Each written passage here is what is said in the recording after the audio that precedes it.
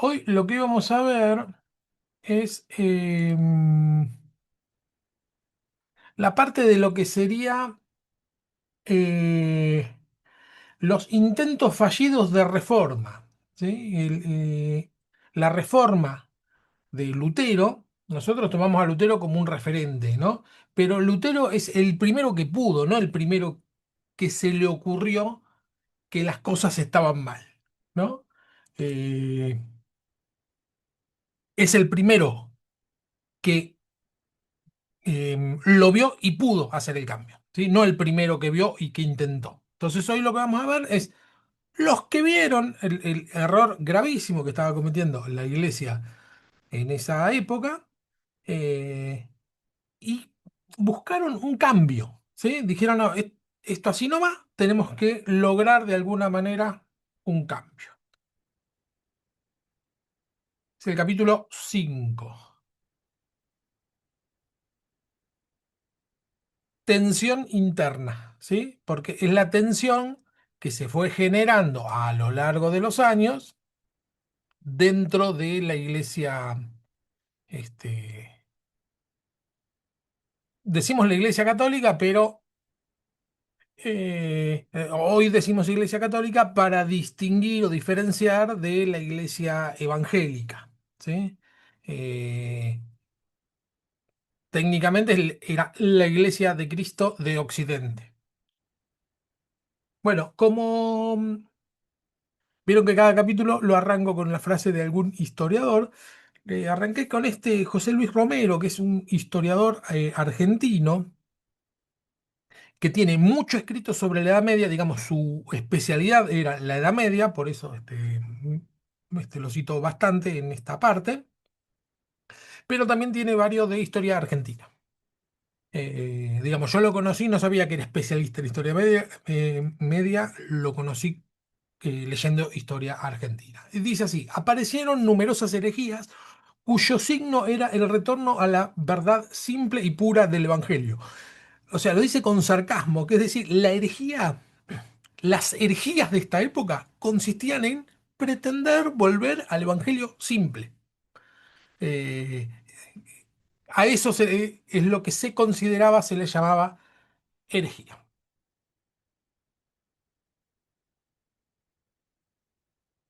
Esto, esto,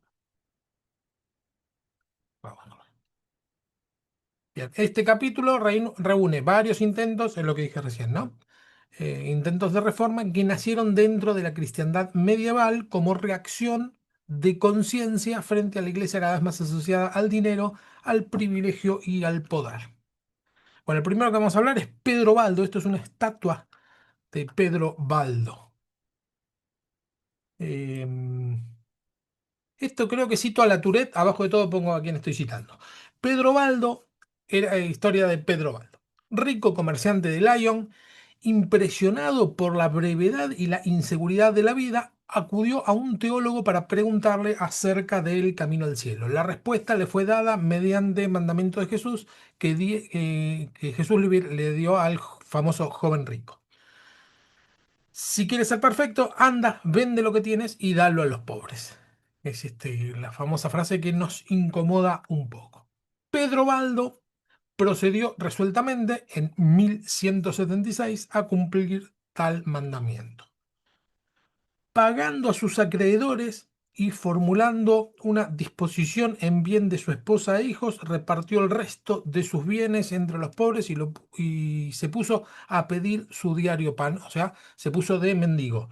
Sí, el que estoy citando es a otro teólogo, no, historiador, digo, cristiano, Latourette. Tiene unos compendios de historia del cristianismo muy llevadero. También todos estos libros que cito los tengo todos en PDF dentro de la página. Así que lo pueden bajar y leer todas las veces que quieran. Convencido de que, o sea, es uno típico de lo que vimos en la clase pasada de los monjes, que generalmente lo primero que hacían era despojarse de los bienes, ¿no? Y vivir una vida austera. Convencido de que el Evangelio debía ser conocido directamente por el pueblo, Baldo impulsó la traducción de textos bíblicos y de pasajes patrísticos a la lengua vernácula. Es lo que tenemos nosotros, ¿no? Que es la Biblia, que es uno de los fundamentos, una de las cosas que hizo Lutero. Que es decir, la Biblia no la podemos leer en latín. Porque, ¿qué pasa? Al leerla en latín solamente queda accesible a los que saben latín, es decir, los curas. O, bueno, por ahí algún abogado, qué sé yo. Entonces, una de las cosas principales que implementa Pedro Baldo es traducciones de la Biblia. Busquemos las traducciones a la lengua que nosotros hablamos. Comenzó a predicar públicamente apelando a una lectura directa de la escritura, es decir, no mediada por un sacerdote, y a un estilo de vida marcado por la pobreza voluntaria. Pronto se le unieron hombres y mujeres que adoptaron el mismo modo de vida itinerante. El grupo pasó a ser conocido como los pobres de Lyon. Baldo sostenía que ningún cristiano podía servir al mismo tiempo a Dios y a las riquezas, esto es bíblico, y veía en la acumulación de bienes el poder papel y la complejidad doctrinal de la iglesia una negación práctica del evangelio. O sea, no puede ser, decía Pedro Baldo, ¿no? No puede ser rico y cristiano al mismo tiempo. Es incompatible. Esta idea a nosotros los evangélicos nos pega muy de lleno porque, digamos, nos interpela. Porque tenemos que decir, ¿Pedro Baldo tenía razón o Pedro Baldo no tiene razón? Pero no es algo que nos pase muy de costado, porque vemos muchos hermanos que son ricos. No es nuestro caso, ¿no? Nosotros más o menos la andamos peleando día a día, pero sí vemos muchos hermanos que son ricos, generalmente los pastores o apóstoles. Y bueno, hay algo ahí. Por lo menos para pensar si es bíblico o si no es bíblico. Si se enmarca dentro del Evangelio o no. Desde esa misma lógica, rechazó doctrinas consolidadas como la existencia del purgatorio, ¿no? O sea, rechaza doctrinas del catolicismo. El purgatorio es una idea del catolicismo. No está en la Biblia el purgatorio, que es el punto, es decir, una persona se muere y no está tan 10 puntos como para ir al cielo, pero tampoco es un desastre como para ir al infierno. Entonces, bueno, tiene que haber algo en el medio donde pueda purgar sus pecados. A eso se le llama el purgatorio. Bueno, está ahí un tiempo, paga los pecados que cometió y accede al cielo. Sería como que quedó en deuda. Este tema fue un tema dentro de lo que es la reforma. Que es decir, bueno, ok, pero esto no está en la Biblia, esto no lo predicó Jesús, ¿esto es real o no es real? Bueno, la Iglesia católica, basándose en el magisterio, es decir, la tradición, dice sí existe. Y la otra es la transubstanciación.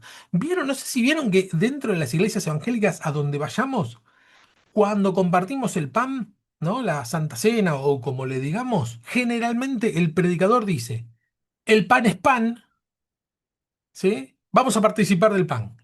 El pan es pan. Esa aclaración viene de esta época, de cuando se discutía qué es a lo que llamamos cuerpo de Cristo, ¿no? Que el Señor dijo, hagan esto en memoria de mí, este es mi cuerpo, esta es mi sangre. ¿Qué es eso? ¿Qué hay ahí? ¿Por qué decimos, Jesús no dijo, esto es como si fuera mi cuerpo? Dijo, este es mi cuerpo, esta es mi sangre. Bueno, en base a esos dichos, la iglesia dijo, bueno, ¿es el cuerpo? Y qué sé yo, es pan que hizo acá el panadero de la esquina. No parece que fuera el cuerpo de Cristo. Entonces la teoría teológica es, no, debe ser que en el momento en que se consagra, el pan deja de ser pan y pasa a ser el cuerpo. A eso se le llama la transubstanciación, es decir, cambia de sustancia.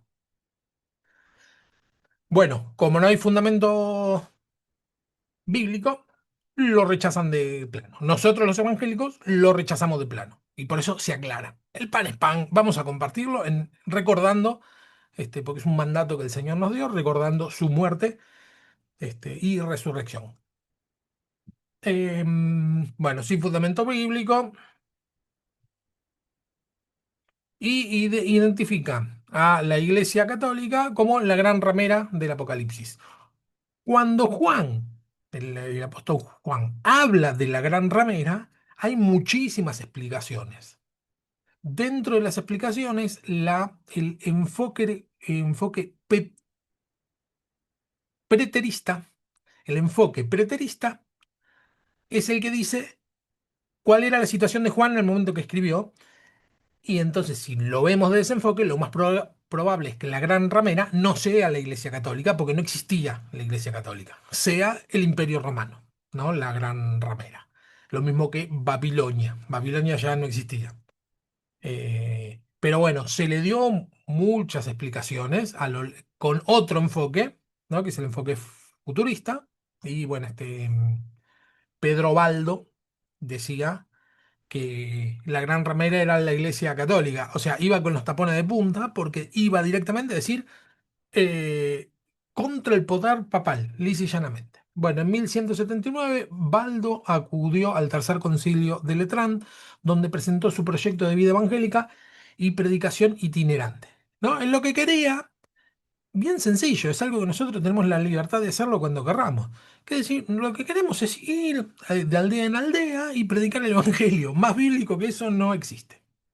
El arzobispo de Lyon no le permitió la predicación, por lo que Baldo apeló a Roma, ¿sí? Directamente al Papa.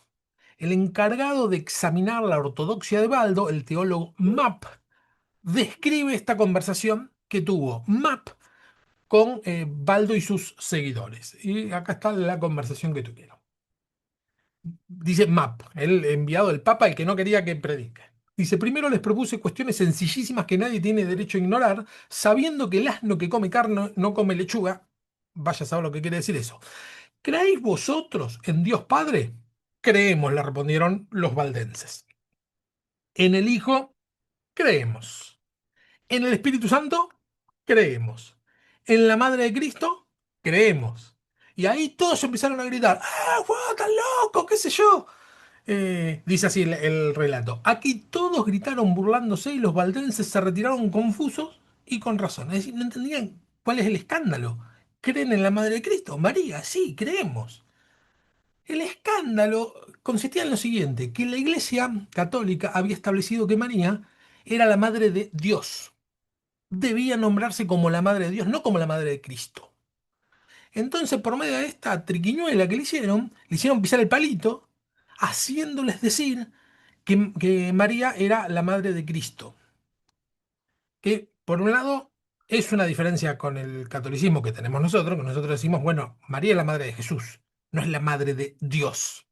¿Está bien? Pero más allá de esto, en esta conversación ni siquiera se planteó el problema real. No sabemos qué pensaban los valdenses en este sentido. Tal vez los valdenses creían que era la madre de Dios. Simplemente le hicieron una trampa, ¿no? ¿Es la madre creer en la madre de Cristo? Sí, sí. Y bueno, escándalo. La burla se debió a lo que acabo de decir, que no era la madre de Dios. El concilio no condenó formalmente al grupo, pero fijó un límite claro. La predicación pública quedaba reservada al clero autorizado, es decir, Baldo y sus amigos no podían predicar. Eso quedaba confinado a los sacerdotes. A Baldo y a sus seguidores se les permitió vivir en pobreza, pero se les prohibió anunciar el evangelio. Como diciendo, bueno, ¿quieren ser pobres? Joya, sean pobres. No pueden predicar el evangelio. Para Baldo, aceptar esto era, eh, eh, dice, implicaba traicionar aquello que consideraba el mandato directo del Evangelio. Si yo acepto esto, voy en contra del Evangelio. Entonces no lo pudieron aceptar y continuaron predicando, desobediendo directamente a la orden que se les había dado desde Roma. En 1184, el Papa Lucio III los condenó formalmente como herejes en el Sínodo de Verona. A partir de esa condena, el movimiento fue expulsado de Lyon. Baldo y sus seguidores iniciaron una vida de itinerancia forzada, desplazándose por distintas regiones de Europa. Lejos de desaparecer, el grupo se expandió, ¿no? Lo que suele pasar con el cristianismo. La predicación en lengua vernácula, es decir, en la lengua cotidiana, el énfasis en la pobreza evangélica y la centralidad de la escritura encontraron ecos en amplios sectores populares. Es decir, ellos siguieron predicando y tenía eran bien recibidos. Los valdenses desarrollaron una organización propia con predicadores laicos y una estructura paralela al catolicismo. La condena eclesiástica dio lugar a persecuciones periódicas que se intensificaron en los siglos siguientes, sobre todo con el tema de la Inquisición.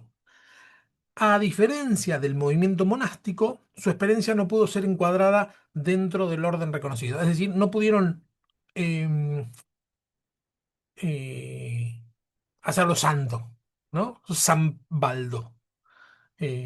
Porque el punto es, si la organización, no digamos la iglesia, porque en este caso se trata de una organización, ¿no? La iglesia católica. La organización no te deja hacer lo propio de un cristiano.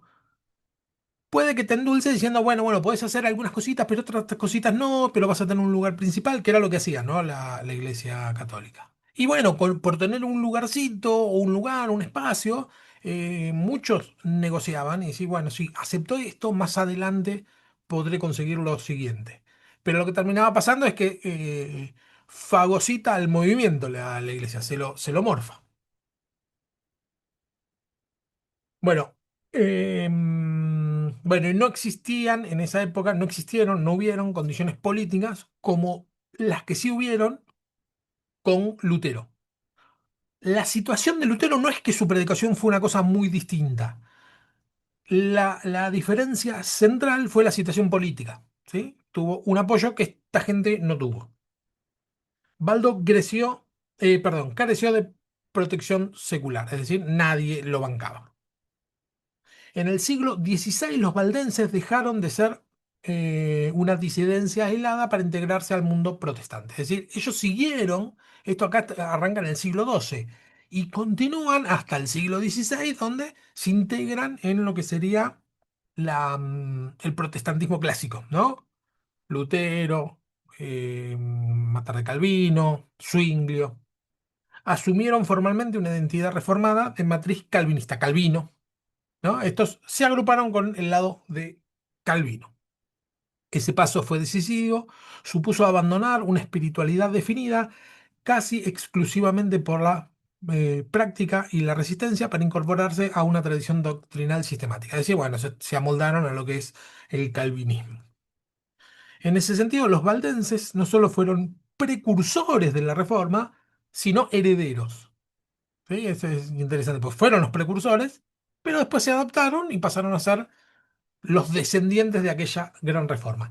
En 1975, el año en que nací, dio un nuevo paso de adaptación histórica a los valdenses, es decir, llegaron hasta esta época, y se unieron con los metodistas, con la iglesia metodista, formando la iglesia metodista y valdense. Y esta es una foto de Buenos Aires, de la iglesia actual, de los valdenses actuales, de acá de Buenos Aires por lo menos. Tienen Facebook y todo, y no sé si llegan a ver de sus compus. El pastor o el central es uno de barbita morocha que está sentado en el medio y tiene el cosito de los curas. Es como que mantienen ciertas formas totalmente distintas a las que nosotros estamos acostumbrados, ¿sí? Pero ellos ya vienen separados desde el siglo XII. Este es En Estados Unidos son como muy comunes así, ¿no? ¿O me equivoco? Las sí, iglesias. sí, sí, que los sacerdotes tengan el cosito, se lo llaman sacerdote, pero están casados. Y uno dice, ¿pero qué son? Bueno, sí, son protestantes. Puede ser hay muchas líneas por las que vienen. Reverendo, ¿no le dicen? No le Claro, son dicen reverendos, sí, sí, pero no son reverendo. católicos. Sí, En la familia Ingalls había un reverendo. claro. En Los Simpson está el reverendo Alegría. Sí, sí, tenemos los reverendos que decir, ¿pero qué es? Bueno, sí es eso.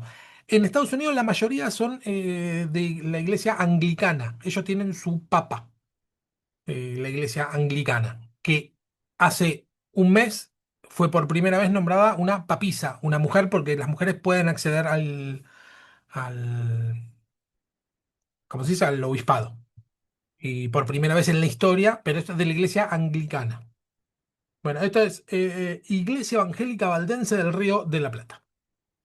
Bueno, hay preguntas sobre Pedro Baldo. Ese es el precursor, precursor, precursor, sería Pedro Baldo.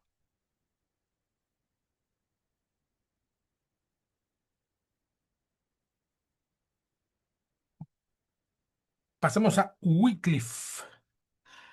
Wycliffe. Con respecto a lo Sí, de que dijiste eso de lo que del pan, de que tomó el pan, que decía él, sí, en Lucas 22:19 dice, y tomó el pan y dio gracias y lo partió y diciendo, este es mi cuerpo que por vosotros es dado, haced esto en memoria de mí.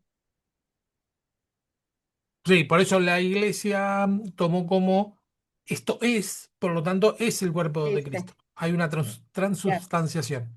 Lo interesante que está diciendo Nanu es que en ese momento Cristo sostiene el pan y dice, esto es mi cuerpo.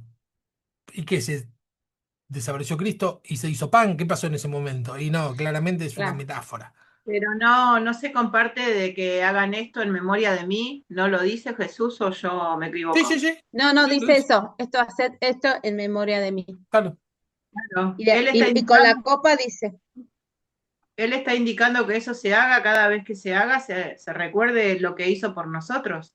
Es lo que yo claro. tengo entendido. Claro, es una forma de recordarlo, una forma teatral, podríamos decir, de recordarlo. ¿Sí? Obvio que nosotros lo recordamos siempre, ¿no? Porque eh,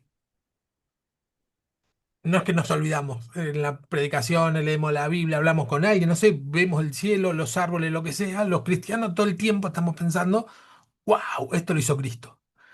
Pero como es un mandato, lo hacemos. pero por algo lo hacemos, ¿no? Porque él dice hacer esto en memoria de mí, o sea, que tengamos memoria los cristianos de lo que él realmente hizo. Claro, Porque muchas veces por alguna u otra cosa te olvidas. Ah, el domingo, hoy es Santa Cena, bueno, voy a la iglesia porque es Santa Cena. Muchas claro. veces la gente se olvida. Sí, y además hay algo de sagrado y de especial en ese acto. Sí. ¿Sí? Porque Pablo se quejaba, no me acuerdo de quiénes, no sé si se acuerdan, que dice, no, dice, cuando se juntan, comen, dice, van con hambre, y los que tienen más hambre comen primero, desesperan por comer, y no, tendría que hacer una cena donde compartimos, ¿no? Entonces dice, vengan comidos ya. Entonces hay una forma de compartir hermanamente, ¿no? Entonces ese tendría que ser el sentir, que sí, bueno, hay algo más, no es ir y comer. Sí, yo lo entiendo como que es una buena oportunidad para la gente que invitamos en la iglesia, para la gente nueva, para los que se congregan después de una célula, Claro, poder entender realmente cuál fue el motivo, por qué Jesús lo representan en una cruz, o nosotros como nosotros lo representamos con la cruz vacía, porque siempre celebramos un Dios vivo. Eh, y bueno, pero yo interpreto que también es para atraer nuevas almas, ¿no? tal cual. Bueno, el otro día me pasó algo re loco. Llevaba a Facu, el nene que cuido yo, ¿viste? Y, y a un amiguito de él, y le dice, estaban hablando, él me dice, Dani, ¿quién creó el mundo? Y yo le digo, Dios. ¿Y quién es Dios? Y el nene, que es, o sea, tiene 7 años, le dice, Facu, ¿cómo no vas a conocer a Dios? Dios es el papá de Jesús. ¿Y quién es Jesús? Jesús, ¿qué no sabes quién es Jesús? Jesús es el que murió por nosotros, por nuestros pecados. ¿Cómo Mira, no vas a conocer a Jesús? O sea, 7 años, ¿viste? Como, es Jesús es lo que festejamos en Navidad, no es Papá Noel, es Jesús. O sea, el nene es mira. católico, digamos, por decir, en Sí, la sí, pero, familia, pero conocía y bien el. se lo aplicó en su idioma de 7 años, Claro, digamos. Fue re lindo, pues vine re contenta y le conté a mi esposa, le digo, no sabes lo que pasó. Y, bueno, no conozco a Jesús. Bueno, no podés no conocer a Jesús. Conocés YouTube y no conocés a Jesús, le decía. Ah, no. sí, Sí, es sí, re lindo, porque a mí me pasó con Sofi. Por ejemplo, Sofi cumplió 4 años en diciembre y ahora empezó la escuelita. Y me dio una emoción el domingo pasado ver a tres nenitas así de la edad de ella levantando las manos y la verdad que sí, como dice la palabra, que instruyamos al niño, ¿no? Que de ellos es el claro, reino. tal cual. Bueno, John Wycliffe. La mayor parte de su vida transcurrió en la Universidad de Oxford. Se destacó como lógico, riguroso y erudito brillante. Era reconocido por llevar sus razonamientos hasta las últimas consecuencias sin concesiones ni matices diplomáticos. Este tema de llevar el razonamiento, o por lo menos la lógica, las implicancias de cierta frase o de cierta cosa que se dice hasta las últimas consecuencias, bueno, para el mundo científico es ideal. Para el mundo cristiano, muchos no se atreven, creo yo, que es por falta de fe, porque tienen miedo que su fe tambalee si hay algo que le sacude el piso. Y yo creo que el buen cristiano que tiene fe tiene que indagar hasta las últimas consecuencias, preguntar todo lo que hay que preguntar, preguntarse todo lo que no terminamos de entender, plantearlo, ¿sí? Sin miedo. Bueno, sus contemporáneos lo describen como intelectualmente formidable, pero carente de sentido del humor y de tacto político. ¿Vieron esas personas que están todo el tiempo, no, que todo está mal, todo está mal? Bueno, parece que era medio así. Era muy brillante, pero le faltaba esa chispa de relativizar o poner las cosas en la balanza, ¿no? En 1371 abandonó la universidad para servir a la corona inglesa. El contexto era de fuerte tensión entre el poder real y el papado, especialmente por los impuestos que Roma pretendía imponer al clero inglés. Wycliffe defendió la posición del rey y atacó la idea de que el poder temporal derivara del espiritual. Este es un punto que la Iglesia Católica utilizaba, que es el poder del rey solamente funciona si el Papa, o mejor dicho, la Iglesia Católica, se lo da. El poder del rey es el temporal y el poder del Papa o de la Iglesia Católica es el espiritual, el poder espiritual. Es como decir, espiritual mata temporal, ¿no? Los emperadores en esta época, los emperadores solamente eran considerados emperadores si el Papa los bendecía como emperadores. ¿Sí? Hay muchos casos lo vamos a ver un poco más adelante, de personas que eran reyes de Roma. Era el rey de Roma, no era el emperador, aunque Roma era un imperio. ¿Cuándo era un imperio? Cuando el Papa lo bendecía. Es decir, que tenía un poder el Papa de decir esto sí, esto no. Tenía un poder real. Luego sus conclusiones ya, es decir, em, Wycliffe decía, no, no, no es así. El poder temporal no deriva del poder espiritual, como dice la Iglesia Católica. Y después, es decir, se metía con el poder de la Iglesia. Y después se metía con el poder de los reyes, ¿no? Que decía, el poder real, básicamente lo que decía Wycliffe es, claro que Dios da el poder, ¿no? Era cristiano, claro que Dios da el poder, pero solamente debemos respetar ese poder si se comporta conforme a lo que Dios quiere. Si no se comporta conforme a lo que Dios quiere, sea papa, sea rey, sea emperador, no debemos sujetarnos. Para esa época era terrible decir una cosa así, ¿no? Nosotros esto lo vemos en nuestras iglesias con respecto a tenemos que estar sujetos al pastor. Sí, está bien, pero si el pastor te manda a asesinar a alguien, no tenés que estar sujeto al pastor, ¿no? O un suicidio colectivo, bueno, no tenés que estar sujeto al pastor porque va en contra de la palabra de Dios claramente. Ahora, después hay puntos intermedios, que uno dice, esto ¿es la voluntad de Dios o veo que está yendo en contra conforme a la palabra, no conforme a lo que yo siento? ¿Ah? ¿Pero es pecado lo que está haciendo? Bueno, si es pecado, no lo sigo. Y a veces nos cuesta separar eso, ¿no? Porque tomamos con mucha autoridad lo que dice un pastor. Y la verdad que la autoridad la tiene Dios a través de su palabra. Bueno, así como el poder espiritual tenía límites, también los tenía el temporal, decía Wycliffe. Esta coherencia lo fue dejando sin aliados. Se fue quedando sin aliados del lado político y sin aliados del lado de la iglesia. Los nobles que antes lo habían apoyado empiezan a distanciarse. Sus enseñanzas, sobre todo que en la Eucaristía no había ninguna transubstanciación, es uno de los temas que plantea, chocaba con la doctrina oficial y por otro lado sus críticas a los frailes le habían ganado numerosos enemigos. En 1380 fue convocado a una asamblea universitaria que lo condenó por escaso margen. Aunque no se atrevieron a sancionarlo formalmente, permaneció encerrado.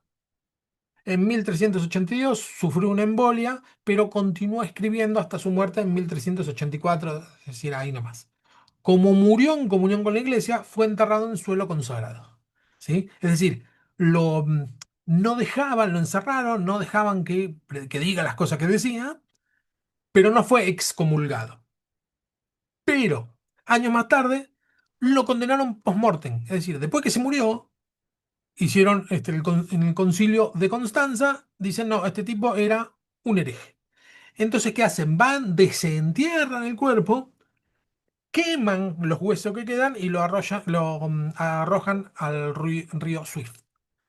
Eh, em, Esto de arrojar, después vamos a ver también más adelante, Juan Hus, que lo que hace es moler los huesos o quemarlo por completo y tirarlo al río para que no quede nada donde vayan sus seguidores a venerarlo, ¿no? De hacerlo desaparecer por completo. Esto era una práctica muy común. Bueno, ¿cuáles eran las doctrinas? Defendió siempre la síntesis entre fe y razón. Según él, tanto la razón como la revelación nos dan a conocer la verdad de Dios sin que haya tensión. ¿Sí? Fe y razón. Eso lo vimos en una materia que era apologética. Aún más, la razón es capaz de demostrar la doctrina de la Trinidad y la necesidad de la encarnación. Eso también es apologética, ¿no? Cuando alguien dice, ¿cómo puede ser tal cosa? ¿No? Un incrédulo. Bueno, nosotros no vamos al que es incrédulo con razonamientos cristianos, sino con razonamientos lógicos. Entonces decimos, mira, esto puede ser de la siguiente manera. Para Wycliffe, todo dominio auténtico pertenece a Dios. El señorío humano es legítimo solo cuando se ejerce como servicio. Es decir, si no se sujeta a lo que Dios dice, no debemos sujetarnos al poder temporal que detenta. Todo poder que busca su propio beneficio es usurpación y tiranía, dice. Ese criterio se aplica tanto al papado como a los gobernantes civiles. Afirmó cada vez con más fuerza la primacía de la escritura sobre el Papa y la tradición. Esto es re de la Reforma. Es decir, bueno, no. La última palabra es la Biblia. Ese es nuestro fundamento y único fundamento. La tradición la podemos seguir mientras que no vaya en contra de la Biblia. En donde va en contra, la Biblia es la que tiene la última palabra. Em, em, la idea coincidía con la idea de que la Biblia pertenece a la Iglesia, pero rechazaba identificar a la Iglesia con la jerarquía eclesiástica. Esto, em, esta idea atraviesa desde San Agustín o Agustín de Hipona hasta la fecha, que decir, bueno, ¿qué es la Iglesia? La Iglesia es en este momento, ¿no? En este momento histórico que estamos estudiando, es el Papa y todos los sacerdotes que le siguen, es la estructura eh, política que sostiene digamos lo que sería la estructura. No. La Iglesia, va a decir Wycliffe, junto con otros teólogos, la Iglesia son los nacidos de nuevo. Somos todos los que fuimos nacidos de nuevo que aceptamos a Cristo. Esa es la iglesia. Entonces, acá hay un concepto de la iglesia invisible, le llamaba Agustín, que es, hay una iglesia visible, ¿sí? Yo cuando voy a la iglesia, bueno, están todos mis hermanos, ¿no? Y todos alabamos al Señor, todo bueno, eso es la visible. La realidad es que no sabemos cuántos son hermanos y cuántos no son hermanos. Puede que sean todos, puede que haya alguno que se hace el cristiano y no lo es, o puede que no sea ninguno cristiano y que todos estén disimulando. Es que no lo sabemos. Entonces, eso es lo que sería la iglesia invisible, que es, no tenemos ni idea cuántos somos, ¿no? Eh, la actitud a tomar, la más sana, es decir, yo creo que es cristiano todo el que dice que es cristiano, ¿no? Eh, Mejor dicho, todo el que dice que es cristiano hasta que se demuestre lo contrario, ¿no? Bueno, si es cristiano, yo lo trato como cristiano. Si después veo que su forma de andar en la vida no se condice con un cristiano, puedo pensar, bueno, que es un cristiano carnal, que es un cristiano que la está peleando, que no le sale, Pero si es ostensible y no acepta el consejo, ya directamente tengo que pensar, este no es cristiano. Dice que es cristiano, pero no lo es. Hay que predicarle a esa persona. Esto ya lo puse, Agustín. Bueno, en sus últimos años, Wycliffe llegó a considerar al Papa entre los no cristianos, ¿no? El Papa no es cristiano, dice Wycliffe en este pensamiento, ¿no? Y lo llamó el anticristo. Bueno, se tradujo por influencia de Wycliffe la Biblia al inglés y surgió el movimiento de predicadores pobres conocido como los Lollardos. Los Lollardos es una forma de decir los marginados, los pobres, una forma de... No, en realidad quiere decir los charlatanes, los Lollardos, pero es como decir, bueno, esto, que no pertenecen, ¿sí? Wycliffe no negaba la presencia real de Cristo en la comunión, pero rechazaba que el pan dejara de ser pan. ¿Sí?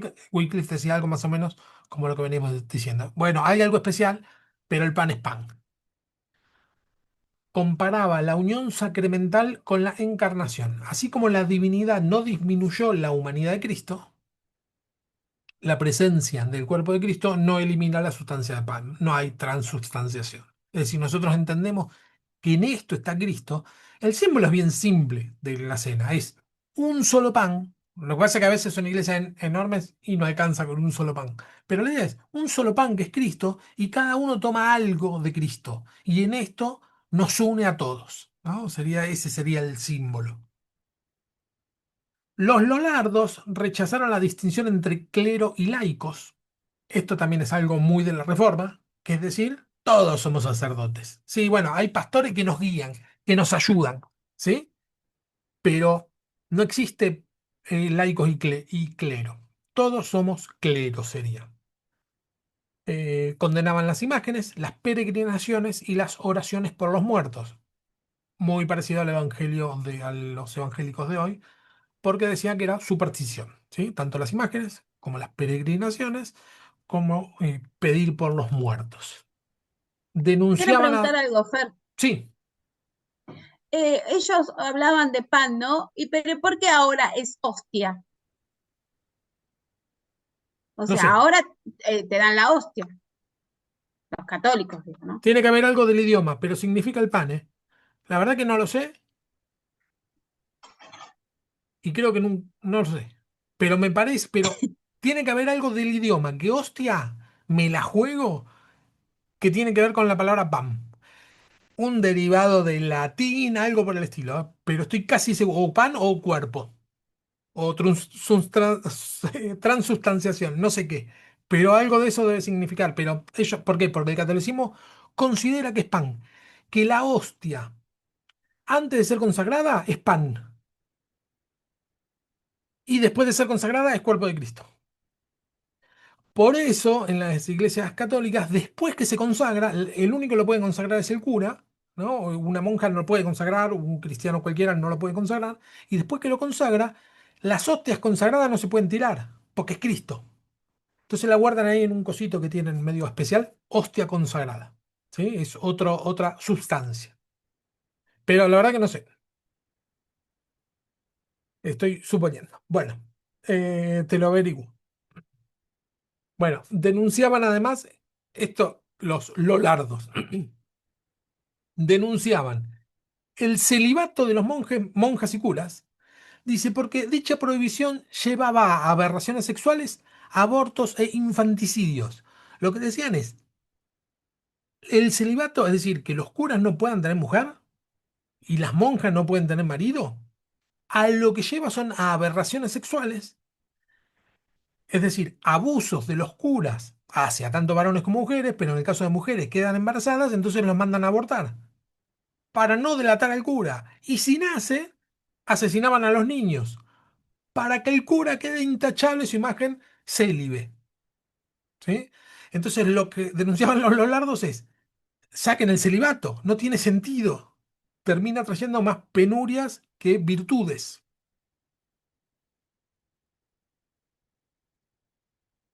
Bueno, comienzo del siglo XVI, estamos hablando de la época de la Reforma, resurgió con fuerza y muchos de sus miembros terminaron integrándose al protestantismo, como todos los que venimos viendo. John Hus o Juan Hus. La verdad que no sé cómo se dice, pero mis profesores del seminario le decían John Hus o John Hus. Pero después yo escucho que le llaman John Hus o Han Hus. No sé, bueno, John Hus. Si no es el último, anda por ahí, de los que vamos a ver hoy. Nace en Bohemia, que está en esta parte, la capital es Praga, lo que sería hoy la República Checa, ¿sí? Los que vivían ahí eran checos. No sé cómo se llamaban, si era República no era, así que sería Chequia, supongo. Pero bueno, vivían en este lugar, un lugar que se llama Bohemia. Está más bien al, este, mm, al este de Europa, sería Europa del Este, muy pegado, si ven, con Polonia, Eslovenia, Hungría. Este, pero es Europa, ¿sí? No es ni Asia ni África. Bueno, mientras que Wycliffe desarrollaba en su enfrentamiento con la jerarquía eclesiástica al norte, acá en Inglaterra, en Bohemia estaba tomando forma un proceso reformador de características similares. Pasa lo mismo que en la Reforma, que es que en varios lugares sin conexión directa empiezan a haber como explosiones, decir, para, esto no va, esto no va, esto no va, y este es otro de los casos.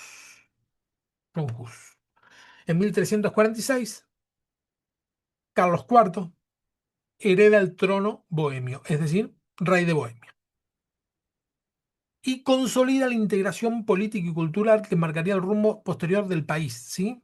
Eran como más dispersos, Carlos IV es el que los congrega en lo que podemos llamar Bohemia.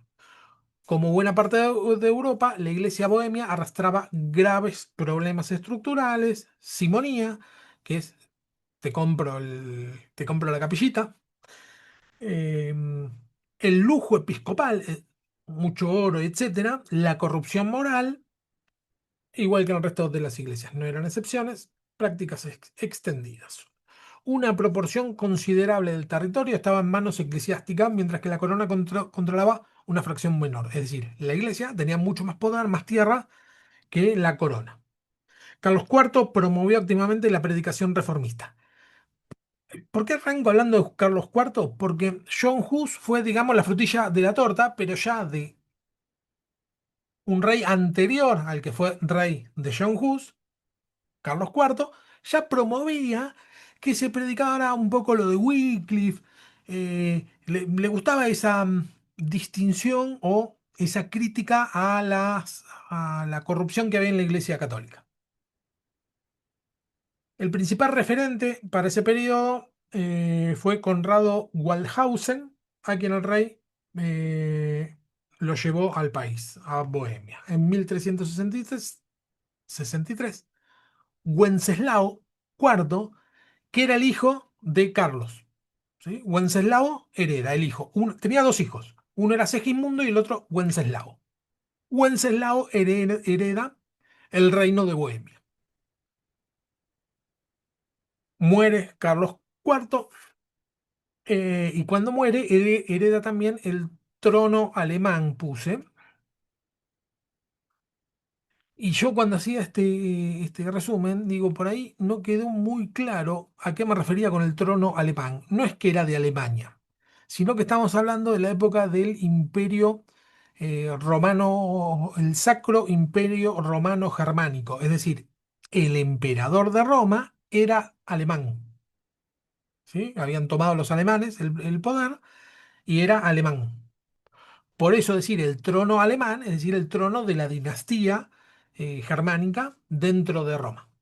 ¿Está bien? Rey de Roma, emperador, Carlos IV. Wenceslao pasa a ser rey de Roma, pero no lo nombran emperador.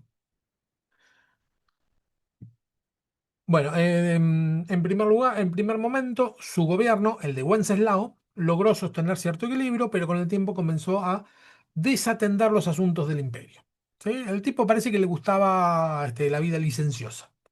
Esta desidia provocó una rebelión de los príncipes alemanes, es decir, todos los que rodeaban al emperador, quienes finalmente en 1400 lo depusieron y eligieron a un tal Rupert Pala- Palatinado como rey de los romanos.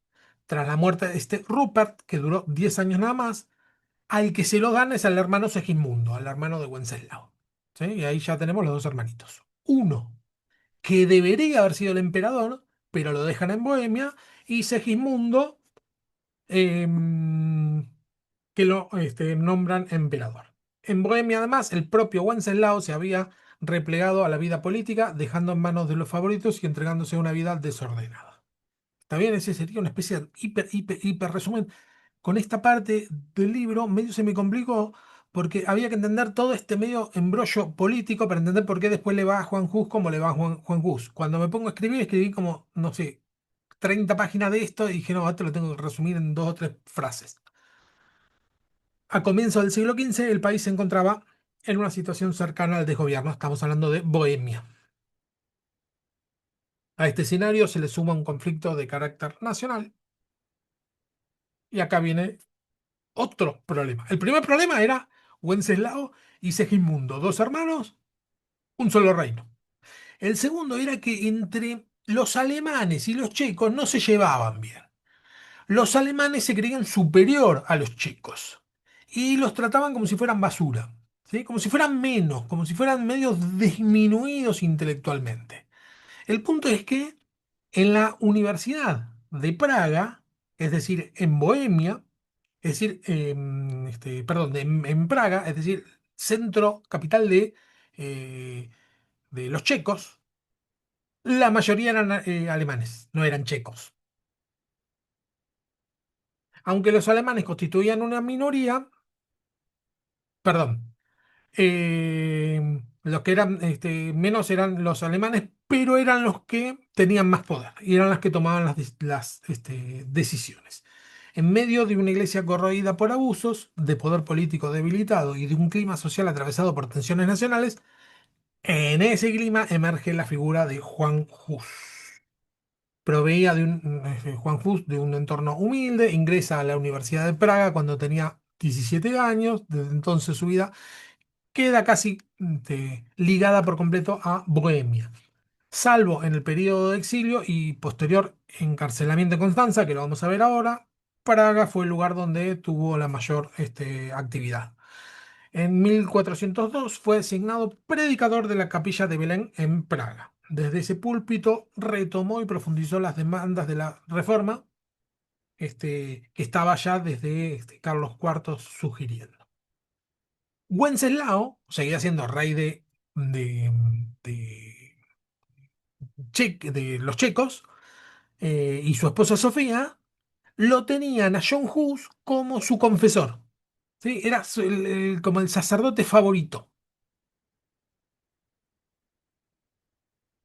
Bueno, en el ámbito universitario empieza el problema. Hacía poco tiempo habían empezado a circular en Praga las obras de Wycliffe. ¿Sí? El conflicto básicamente se arma por Wycliffe, que la habían traído desde Inglaterra. John Hus lee estos textos con interés, los lee públicamente, ¿no? Comparte los textos de Wycliffe. John Hus no estaba de acuerdo en todo lo que decía Wycliffe, ¿eh? Pero los comparte, como que los toma para cosas a pensar, ¿no? Porque como él era tan directo, los comparte John Hus.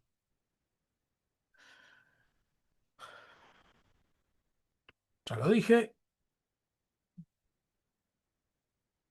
Ahora, los alemanes empiezan a tratarlo de wyclifistas a John Hus y sus seguidores. Entonces ellos lo que tratan de decir no, nosotros no somos wyclifistas, solamente lo que queremos es poder leer libremente los textos que querramos leer. Reiteradamente afirmaron que no defendían esas doctrinas, sino solamente el derecho a leer sus obras. Pese a ello, comenzaron a ser etiquetados como wyclifistas. El conflicto se agravó en el contexto del cisma papal posterior al Concilio de Pisa, cuando coexistían tres papas.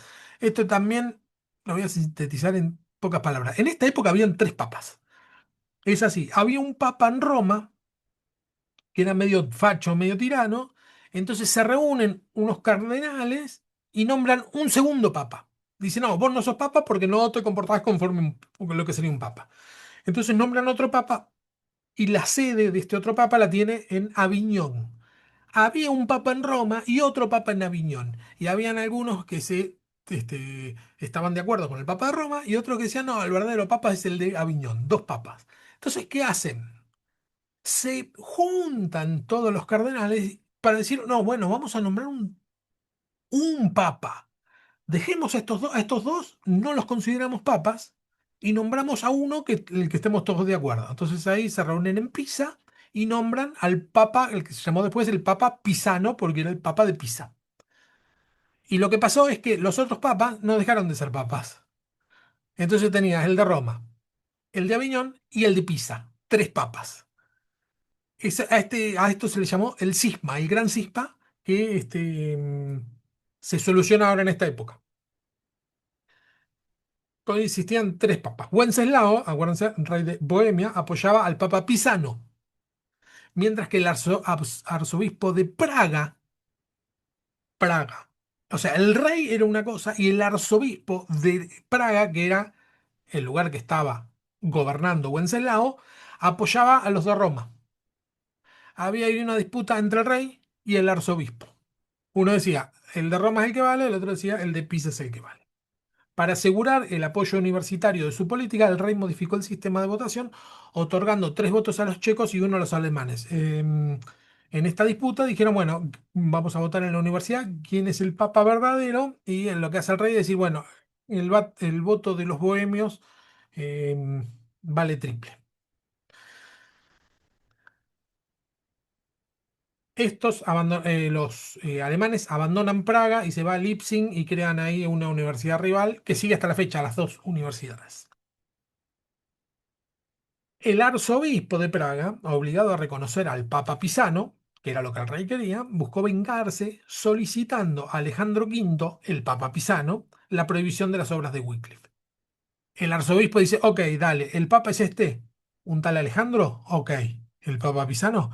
Va con el Papa Pisano y le dice que le dé una orden para que esté prohibido las publicaciones de las obras de Wycliffe. El Papa Pisano no solo accedió, sino que además limitó la predicación en catedrales, en monasterios y en las iglesias parroquiales, para que Hus no pueda predicar. El arzobispo, obligado a reconocer al Papa Pisano, buscó vengarse solicitando, ya lo dije,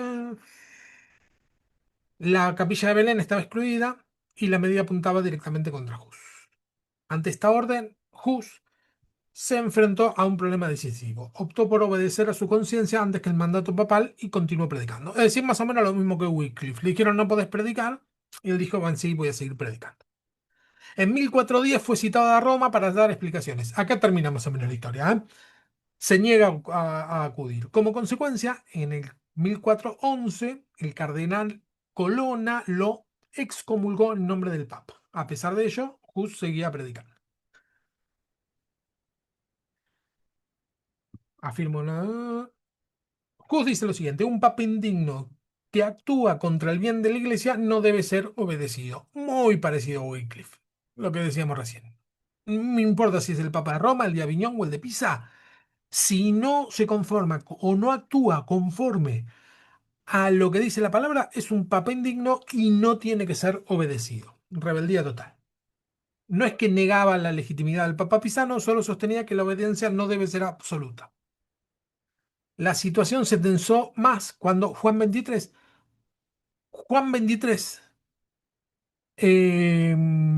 no es el Juan XXIII del siglo XX. Este es el del siglo. Hubo otro Juan XXIII, pero como este Papa Juan XXIII después fue declarado hereje, no papa, quedó vacante el nombre. Entonces, después en el siglo XX, otro tomó el papado y se hizo llamar Juan XXIII. Bueno, Juan XXIII declara como cruzada a una guerra contra Ladislao de Nápoles, otro cristiano, y autorizó la venta de indulgencias para financiar.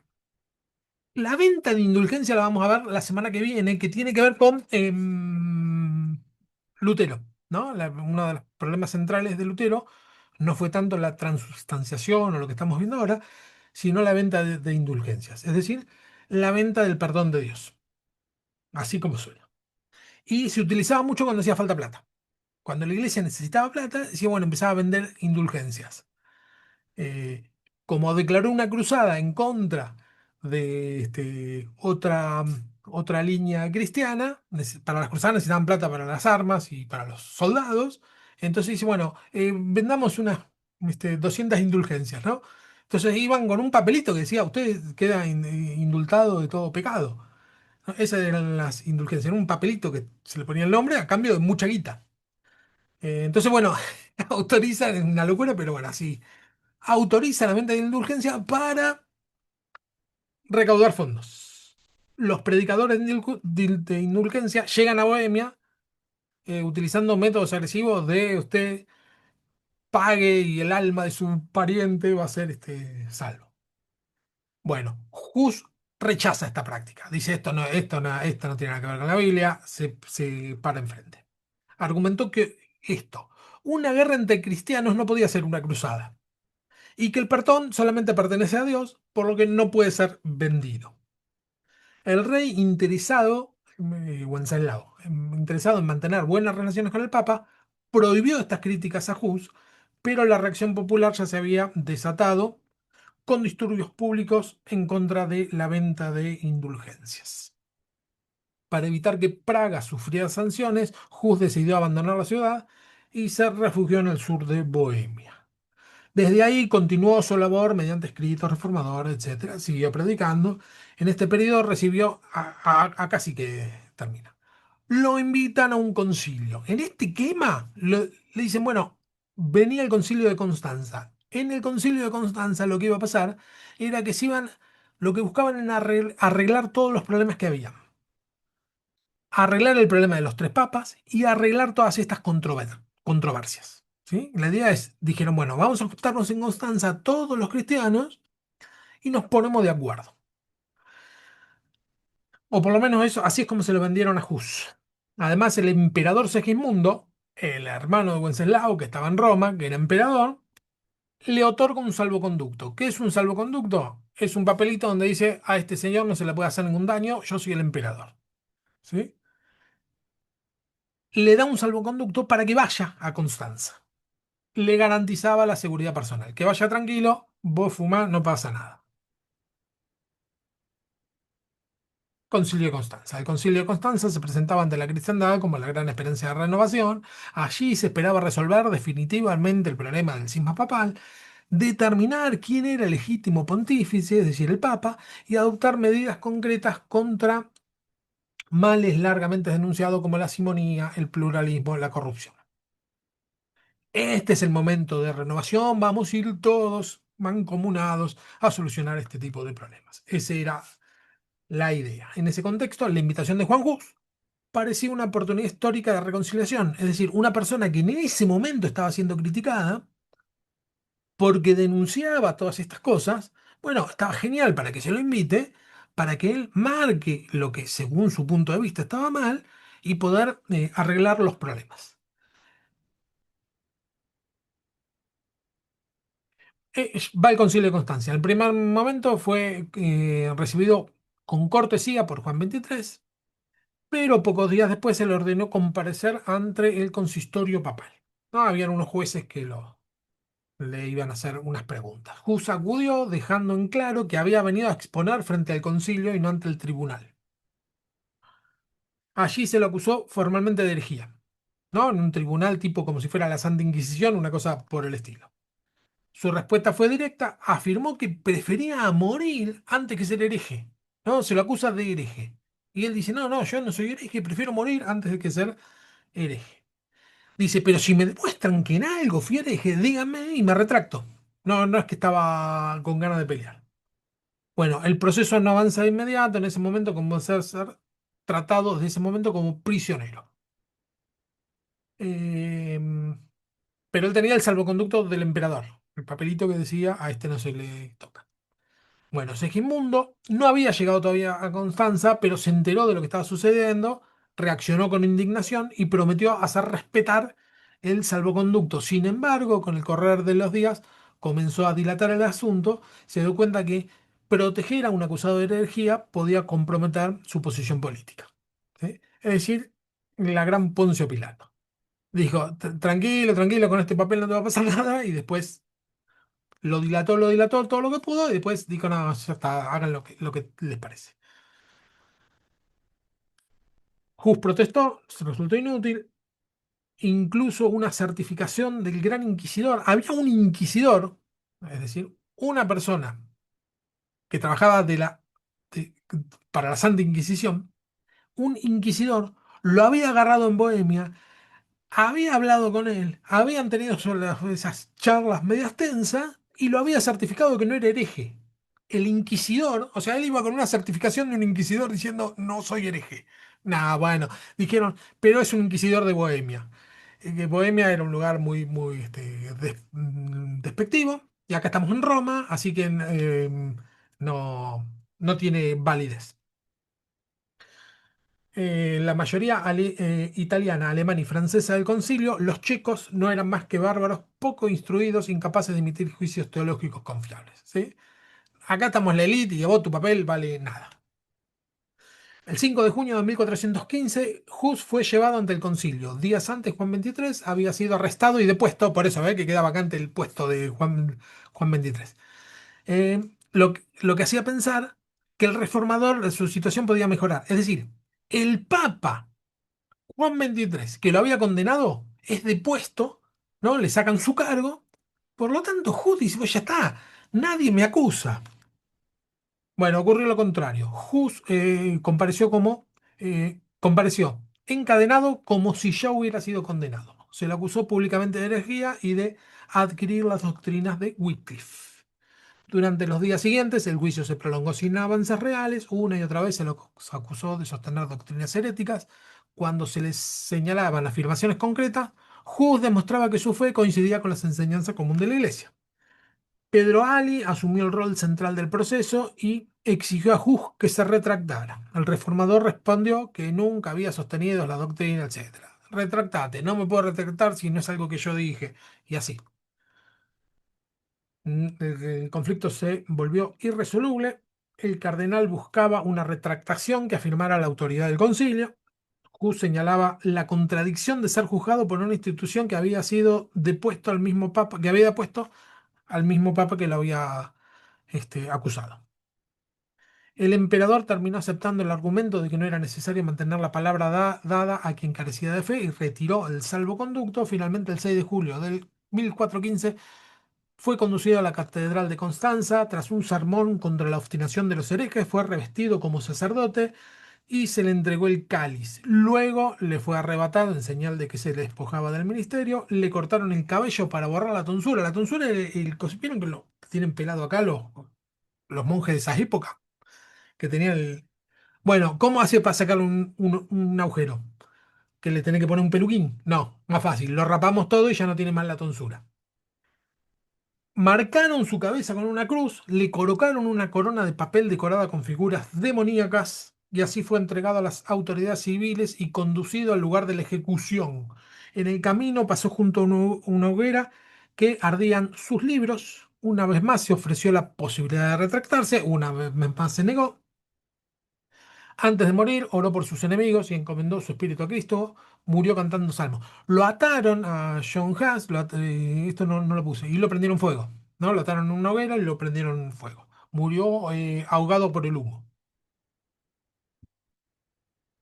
Hasta ahí la vida de John Hus.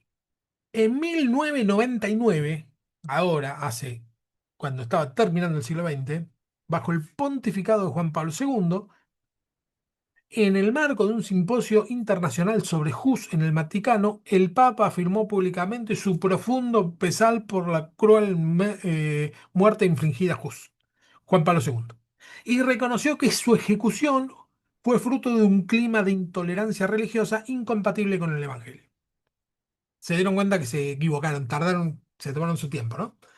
15 de julio del 2015, durante una audiencia en el Vaticano a una delegación de la República Checa, incluyendo representantes de la Iglesia Jusita que existe hasta la actualidad,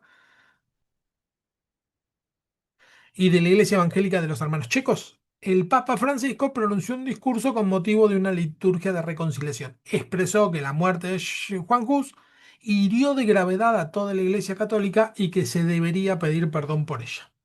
Sin embargo, no hubo una anulación jurídica de la sentencia, ni declaración de inocencia doctrinal, ni se revisaron oficialmente las decisiones del Concilio de Constanza. Es decir, la condena sigue, porque por ahí lo que podría haber hecho la Iglesia es indultarlo post-mortem, no sé, algo. Los husitas, tras la ejecución de Hus, los verdugos arrojaron las cenizas en el lago para borrar todo rastro. Sus seguidores, sin embargo, recogieron la tierra del lugar donde estaba la hoguera y la llevaron a Bohemia como signo de memoria. Dentro de Bohemia, la oposición al concilio unió sectores diversos. Junto a los nobles y maestros universitarios de Praga surgieron movimientos populares rurales. El más influyente fue el de los taboristas, establecidos por el monte Tabor, de carácter apocalíptico y violento, más radicales que los hujitas de Praga. Un grupo afín, aunque menos exaltado, fue la fraternidad del monte Oreb, es decir, hubieron varios seguidores de Hus. A pesar de las diferencias que tenían entre sí, las amenazas externas los obligó a unirse. De ese acuerdo surgieron los llamados cuatro artículos, es decir, cuatro puntos en común que se convirtieron en la base común del movimiento bohemio. Se exigía la libre predicación de la palabra de Dios en todo el reino, la comunión en ambas especies para los laicos, es decir, miren lo que exigían, la comunión en ambas especies es que cuando se comparte la cena, que a todas las personas se le dé el pan y se le dé el vino, porque vieron que en la Iglesia Católica a los fieles se le da el pan y el pan y el vino solamente lo toma el sacerdote. Lo que decían es, che, pan y vino para todos. La deposición de las riquezas de los curas o del clero y el castigo y el castigo de los pecados públicos, especialmente la simonía. Estos artículos fueron presentados a Segismundo tras la muerte de Wenceslao. Segismundo, como no podía aceptarlos sin desautorizar al concilio ni reconocer la injusticia de la condena de Hus, optó por la fuerza y obtuvo del Papa la proclamación de una cruzada contra los husitas. La Iglesia declara una cruzada para aniquilar a los husitas que habían quedado. Bueno, el punto es que entre 1420 y 1431, varias cruzadas fracasaron. Iban y no lograban arrasar con los husitas. Em, el agotamiento militar de los cruzados llevó finalmente a negociar en el Concilio de Basilea, reconociendo implícitamente el error de Constanza. Los conciliaristas alcanzaron un acuerdo por el cual la Iglesia de Bohemia regresó a la comunión de la Iglesia romana. Sin embargo, no todos aceptaron el compromiso. De los disidentes surgió la Unitas Fractum, que se expandió en Bohemia y Moravia, mantuvo vínculos con el protestantismo del siglo XVI y fue duramente perseguida por los Habsburgo. El remanente de la Unitas Fractum reapareció más tarde bajo el nombre de los moravos. Esa es la historia de Juan Hus. Hasta ahí. Este Savonarola tiene una cara de meme que no puede más, pobre. Es la única foto que conseguí. Foto, dibujo. Hasta ahí de Juan Hus. ¿Quieren comentar algo, decir algo, opinar algo? O avanzamos. Savonarola es el último igual.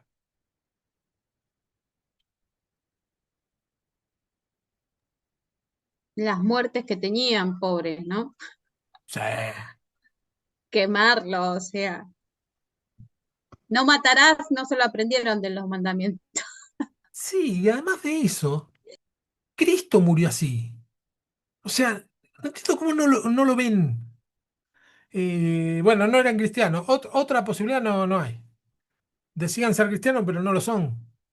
Porque inclusive nosotros poniéndonos pensando en el peor de nuestros enemigos, el peor de los herejes, alguien que haga la peor de las atrocidades, no se nos ocurre, digo, ningún cristiano, ponerlo en un palo y prenderlo fuego. Inclusive, alguien hasta lo podría decir, pero hacerlo, atarlo y prenderlo fuego y ver cómo se quema, tenés que estar mal de la cabeza. Y la verdad que sí, porque no opinar, y además no es que el hombre este era como bueno, vamos, en las iglesias se tienen que dirigir las prostitutas. No, decía algo bueno, no decía nada malo. Tal cual, Era todo lo bueno, no era malo lo que él decía. Y matarlo por bueno, bueno, a Cristo le claro. hicieron lo peor, pero bueno, que no, no le van a hacer a otra persona. Sí, lo que pasa es que, como vos decís, eran detalles, dale, por decir, no, el pan no se convierte en carne, sí se convierte. Por eso vas a matar a una persona. No, el punto es desafiar la autoridad. Y la autoridad se mantenía así, no podés desafiarlo, porque si desafías, o sea, es más que nada como para amenazar a todos. Claro, era una manera de castigarlos y que vean todos de que miren lo que les puede pasar, ¿no? Exactamente. Si no adoran y no hacen lo que ellos dicen. Claro. Sí, sí, para amedrentar. Entonces, lo pensás dos veces. Claro, y además que siempre escuché que cuando conoces a una persona, cuando realmente le das un poder, o sea, el corazón de ellos lo que tenía por tener poder, lo que hacían, ¿no? Por tener un poco de poder. No era nada bueno lo que hacían, era realmente malo, Sí, por no pensar o por corregirlo un poquito más. tal cual. Sí, a veces hay personas que son buenas porque no se les dio la oportunidad. Bien, Savonarola, el último. Su mensaje estaba atravesado por un tono apocalíptico. Savonarola era de ese tipo de personas que el fin del mundo se acerca, hermano, ¿no? ¿Qué pasa? Mueve a muchas personas. El tipo de predicación efervescente, decir estos son los últimos tiempos, acá se acaba todo, eh, mueve a las personas con mucha urgencia. ¿No? Si yo escucho una predicación de que sí, ya esta es la última generación, acá nos va a venir el Señor y nos va a arrebatar, nos mueve de una manera de que no pensamos mucho en el futuro. ¿Sí? Anunciaba con vehemencia la cercanía del juicio divino y llamaba a sus oyentes al arrepentimiento, a la austeridad y a una vida ascética. Es decir, con predicación vehemente, que eso podemos decir es bueno o malo, se ve. El punto es a dónde llevaba a las personas, al arrepentimiento y a la austeridad. Bueno, lo llegaba a un punto que no está mal estar, digamos, ¿no? Según su convicción, la iglesia debía atravesar un tiempo de purificación y sufrimiento antes de ser renovada. Después de este proceso, los incrédulos se convertirían y el evangelio triunfaría plenamente. Una visión apocalíptica. Su predicación no quedó en el plano de las palabras. Bajo su liderazgo, Florencia experimentó un movimiento de reforma moral y religiosa ostensible. El típico avivamiento que llamamos nosotros sería una cosa así. Sin embargo, ese mismo protagonismo despertó la abierta hostilidad del Papa Alejandro VI, quien le prohibió continuar predicando. Savonarola desobedeció esa orden. Imagínense, si el hombre estaba convencido que eran los últimos tiempos y viene uno con un título de papa y le dice, se tiene que callar, y dice, a mí qué me importa si va a venir Cristo y acá se termina todo. No solo retomó la predicación pública, sino que intensificó sus denuncias contra los vicios de la iglesia y del papado. En 1497 fue excomulgado y poco después el papa amenazó la ciudad con imponer un interdicto. Este giro comenzó a erosionar el apoyo popular que había sostenido el reformador. ¿No? Cuando dijeron, bueno, acá vamos a ligar todo, ya tanto no me gusta. Juicio por fuego. Acá, es un episodio medio raro en la historia del cristianismo. La tensión alcanzó el punto máximo cuando Francesco da Puglia, un fraile franciscano, enemigo declarado de Savonarola, lanzó un desafío público. Retó a someter a prueba de fuego a cualquiera que afirmara que el dominico, es decir, Savonarola, era un monje dominico, era verdaderamente un profeta de Dios. Hizo la gran Elías con los profetas de Baal, ¿no? Francesco. Savonarola no promovió el desafío ni lo alentó, por el contrario, expresó desde el comienzo su rechazo. Es decir, Savonarola dijo, no, no, yo hablo por Dios, no voy a caer en ningún tipo de tentaciones, ¿sí? Pongámoslos a prueba de fuego. Lo que pedía este Francesco es que pasen por el fuego Savonarola y él, y el que tenía razón va a sobrevivir. Medio supersticioso, ¿no? El punto. Y Savonarola dijo, no, no, no, yo en esto no me engancho, esto no tiene nada que ver con la predicación de Cristo. Es como que dentro de todo estaba en su eje Savonarola. Sin embargo, uno de sus seguidores, acá viene el problema, los seguidores, el dominico Fray Domenico da Pezia, aceptó el reto sin consultar previamente a Savonarola. Dijo, yo tomo el desafío, ¿no? Tras prolongadas negociaciones se acordaron las condiciones. Si el franciscano resultaba vencedor, o si ambos contendientes perecían, es decir, morían en la prueba, Savonarola debería abandonar la ciudad. Si ganaba el franciscano o si los dos morían, Savonarola se tenía que ir de la ciudad. La única manera que Savonarola pueda seguir predicando era si los dos vencían por medio del fuego. Los dos pasaban por el fuego y salía, perdón, sí, salía vencedor el discípulo de Savonarola. Llegado el día señalado, sobre una gran plataforma cubierta de tierra se dispusieron dos largas hogueras paralelas separadas por un estrecho pasillo. Cada contendiente debía ingresar al fuego desde el extremo opuesto, atravesando hasta salir del lado contrario. Es decir, había un pasillo de fuego y tenían que caminar por todo el pasillo por el fuego. No, no, no por el costadito. Pasar por el fuego y salir del otro lado. Quien lograra hacerlo sería declarado vencedor. Es decir, si morían los dos, Savonarola se tenía que ir. O si moría solamente el... Ay, no me acuerdo el nombre. Bueno, el discípulo de Savonarola. Aunque nunca estuvo de acuerdo con la prueba, Savonarola accedió finalmente a estar presente. Terminó yendo Savonarola, le gustaba se ve el espectáculo. Sin embargo, cuando llegó el momento decisivo, el franciscano no se presentó. No fue el franciscano. Sus compañeros de orden, es decir, los otros franciscanos, comenzaron a plantear objeciones y a introducir nuevas condiciones, ¿no? Para hacer la prueba.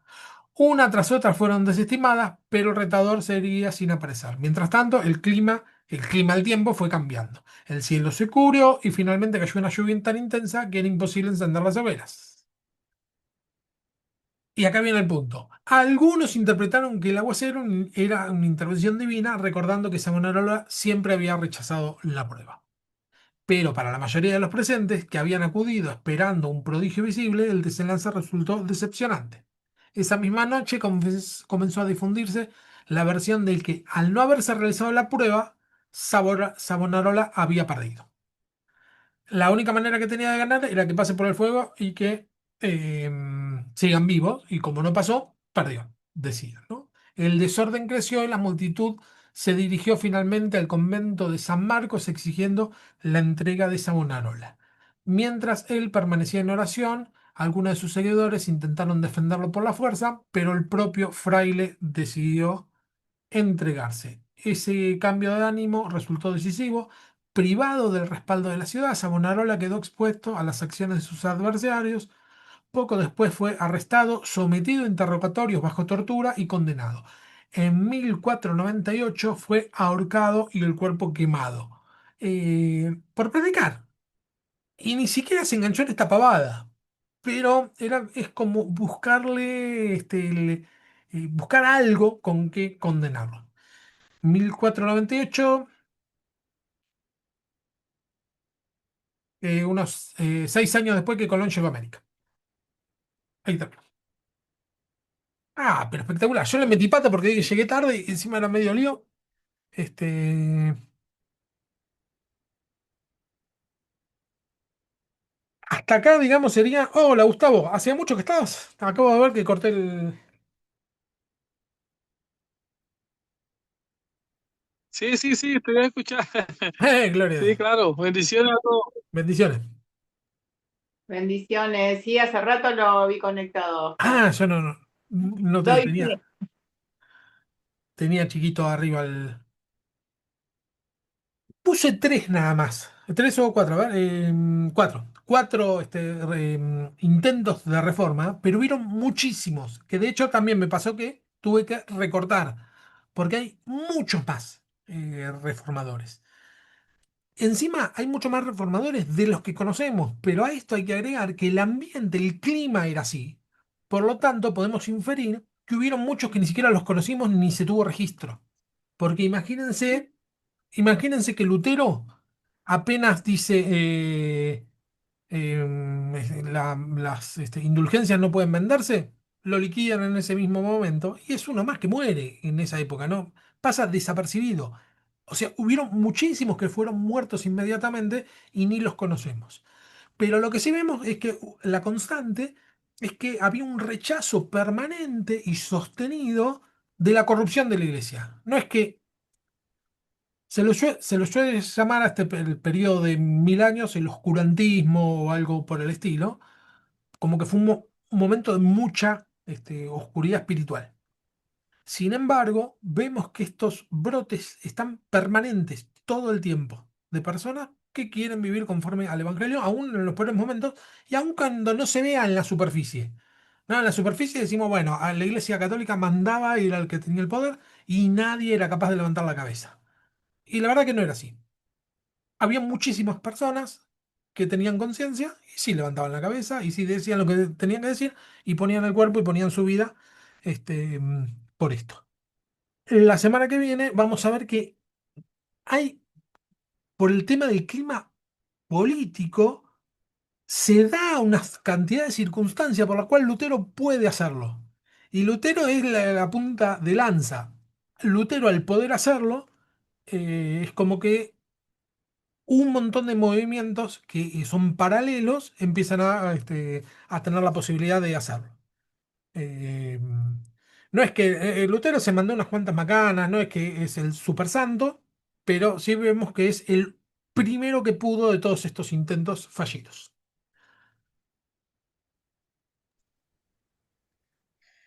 Yo tengo una pregunta con el respecto al que no se presentó. Sí, Mi pregunta es, o sea, ¿era un verdadero seguidor de él o podría haber sido una trampa o un espía? Porque si no se presentó fue por miedo o porque no se presentó y estuvo orando para que llueva y no quedar mal. no sé.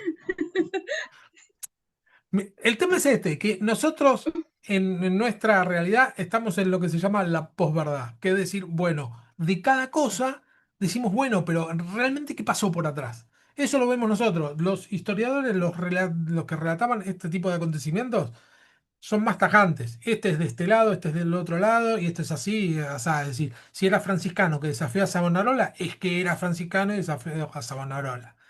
Este tipo de pensamiento que tenés vos es más de nuestra época, que decimos, sí, pero capaz que era un infiltrado, le estaba buscando, pero él nunca pensó en hacerlo. Pero es que puede ser, puede ser, Y si mataron a uno, no van a querer que se vaya uno, otro. tal cual, tal cual.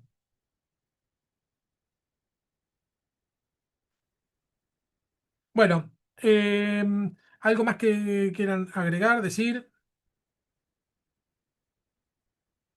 si no, ya terminamos acá. El video lo voy a subir lo más probable mañana, porque hay unos 6 minutos de grabación en vacío. Porque donde empecé, más de 6 minutos, como 15 minutos va a haber en vacío. Así que lo voy a cortar y lo voy a subir mañana a la tardecita noche. Oramos y terminamos, ¿les parece? Y les voy a dejar, hay una un pequeñísimo trabajito.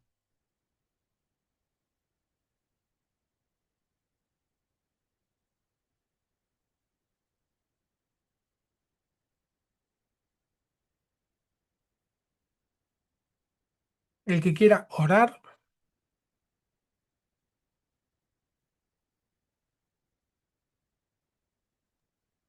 Oro yo, Fer. dale, sí. Amado Padre Celestial, en esta hora agradecemos por esta clase, Señor. Bendecimos a los participantes, Señor, para que toda esta información, Señor, sirva de enseñanza, Señor. Lo que estamos buscando de ti, Padre, tu sabiduría, Señor, y comprender sobre todo. Bendice a cada uno de los integrantes de esta clase, Señor, a donde se encuentren los que no se conectaron. Bendice el resto de la noche, Señor, y gracias, Señor, por un día más. En el nombre de Jesús, amén y amén. Amén. Gloria a Dios. Amén, amén, Amén. amén. Bendiciones.